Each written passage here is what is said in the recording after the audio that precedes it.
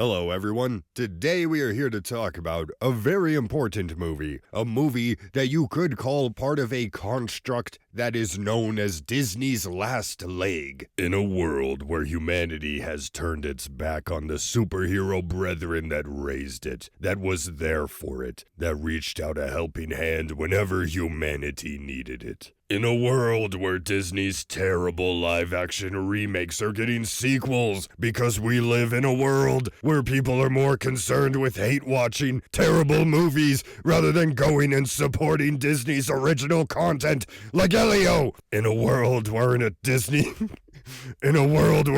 original movie like Elio that's really good but nobody saw it.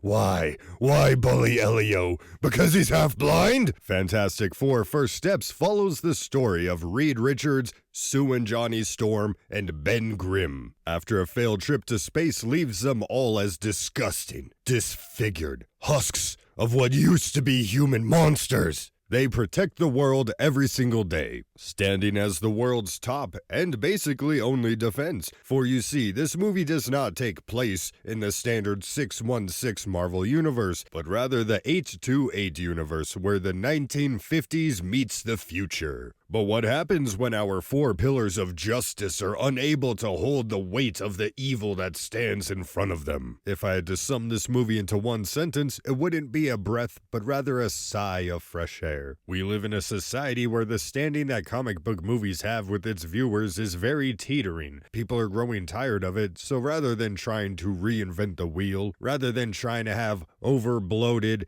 dumb, family-friendly comedy, this movie just wanted to tell a story, which actually gave it a much more grounded vibe. This isn't some over-the-top, this is really just the story of this family struggling with what is a lose-lose situation. For you see, spoiler alert folks, once the Fantastic Four goes and meets with Galactus, their only choice is to give up their newly unborn child or let the entire Earth be destroyed. Standing on their principles, they decide to stick with their child. And it's pretty funny. Some of the best comedy in the movie came from Reed Richards telling the world like, hey, yeah, we went to Galactus and he asked for our child. And yeah, we said no.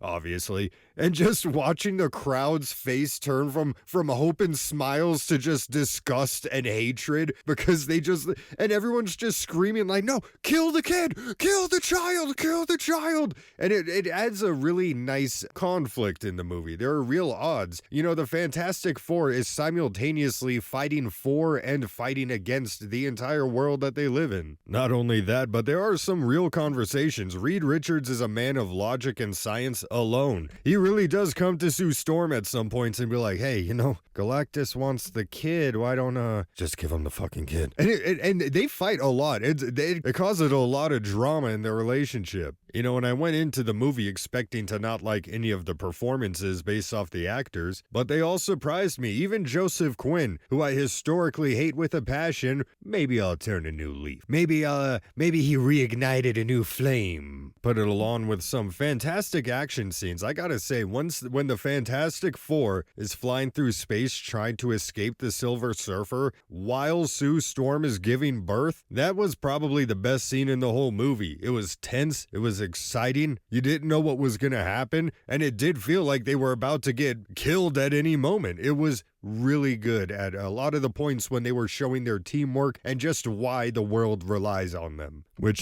just brings me to one little thing. I felt like everybody was fantastic. Their characters were great. They all had their own motivations and reasons. Even Johnny Storm, he fell in love with Silver Surfer, learned her language, which ended up helping them in the story. Sue Storm was so strong with her psychic powers that she overpowered Galactus and was able to help him in the story. Reed Richards was so smart that he was able to create the entire plan from the get-go. There's only one person missing, the Thing. It felt like although he was a good character, he was the muscles and was very good and important to the team. When it came to the story, I don't really see where he made a major contribution to anything besides just being there, besides just being everybody's rock. His character could have used some garlic, not 'cause he's bad, just for a little flavor. which is why I give this movie an official check it out. Not because it's just another Marvel movie, not because it sets up for the whole next big step in the universe,